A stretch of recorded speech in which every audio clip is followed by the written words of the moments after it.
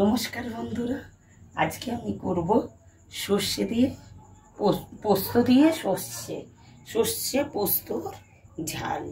তার জন্য আমার লাগছে এটা নুন দিয়ে লঙ্কা দিয়ে সর্ষে আর পোস্তটা বেটে রেখেছি।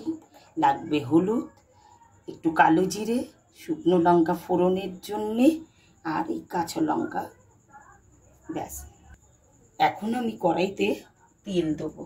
সর্ষের তেলে এটা রান্না করব, কিন্তু পাবদা মাছ তো প্রচণ্ড পরিমাণে ফোটে। এই আমি কড়াইতে তেল দিলাম, এবার মাছটা ভাজবো।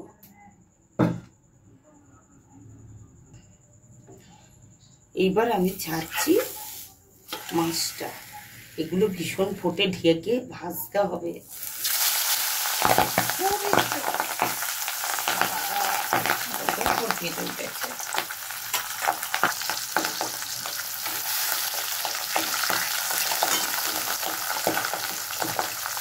মাছটা দিয়ে দিলাম, এইবার ঢেকে দেবো বন্ধুরা, নাইলে প্রচণ্ড পরিমাণে তেল ছিটছে। বন্ধুরা, আমার মাছ ভাজা হয়ে গেছে, এবার আমি তুলে নেব।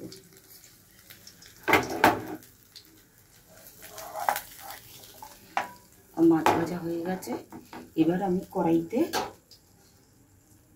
একটা শুকনো লঙ্কাটা একটু ফাটিয়ে দেবো। শুকনো লঙ্কা দিলাম আর একটু কালো জিরে দিলাম। তারপরে আমি সর্ষেটা দেবো। এর মধ্যে সর্ষে লঙ্কা, এটা দেব।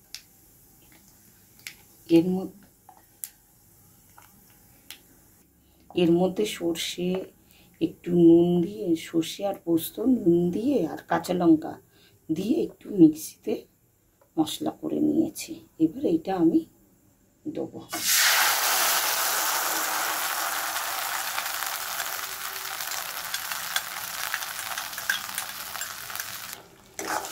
এটা একটু কষিয়ে নেব।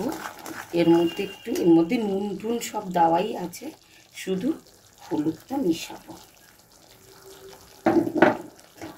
হলুদ দিয়ে মিশিয়ে পাশে একটু গরম জল করবো এর মধ্যে দেওয়ার জন্য।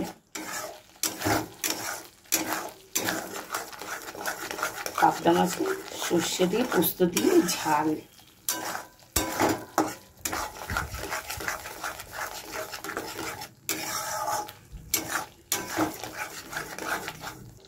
এবার আমি একটু পাশে গরম জল করে রেখেছি, মশলা ধোয়ার জলটা এবার দিয়ে দেবো।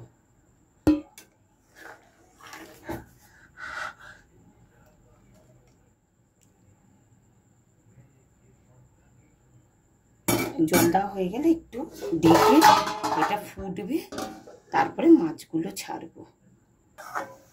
আমার সর্ষে পোস্ত এটা ফুটে গেছে, এবার আমি মাছগুলোকে আস্তে আস্তে করে ছেড়ে দেবো। ছেড়ে দিয়ে একটু আস্তে করে ঢেকে লঙ্কা দেবো, একটু কাঁচা তেল দেবো, দিয়ে ইয়ে করবো, নামাবো। পরিবেশন করে আপনাদের দেখাবো। একটু লঙ্কা দিলাম,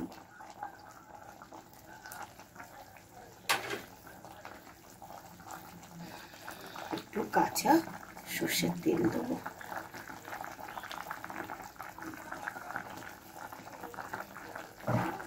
এবার আমি ঢেকে দেবো আস্তে করে, তারপরে আপনাদের দেখাবো। আমার সর্ষে পোস্তর ঝাল রেডি। দেখুন বন্ধুরা, আপনাদের পরিবেশন করে আমি দেখাচ্ছি। বন্ধুরা দেখুন কেমন হয়েছে সর্ষে পোস্তর পাবদার ঝাল। হ্যাঁ, এইভাবে করে খাবেন, দেখবেন কেমন লাগে। হ্যাঁ, আমি খুব সিম্পলভাবেই করি রান্নাটা। বেশি মশলা দিই না, কম মশলা দিয়েই রান্না করার চেষ্টা করি। এইভাবে করে খাবেন, দেখবেন কেমন লাগে। ভালো লাগলে লাইক করবেন, সাবস্ক্রাইব করবেন, শেয়ার করবেন অবশ্যই। আপনারা সবাই ভালো থাকবেন। এত গরমে খুব কষ্ট রান্না করতে। আপনারা পাশে থাকলে আমরা উৎসাহ পাবো রান্না করতে। নমস্কার বন্ধুরা।